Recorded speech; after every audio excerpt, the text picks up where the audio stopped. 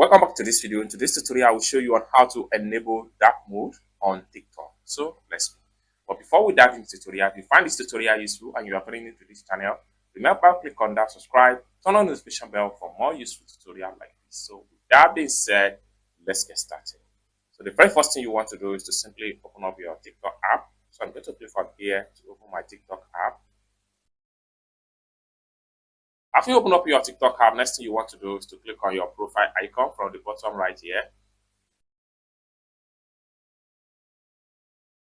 It take you to this particular page. Next thing you want to do is to simply click on this three slider from the top. So the next thing you want to do is to click on settings and privacy. So it's going to take you right here. Next thing you want to do is to simply scroll down. Then you have to navigate to display right here. Click on display.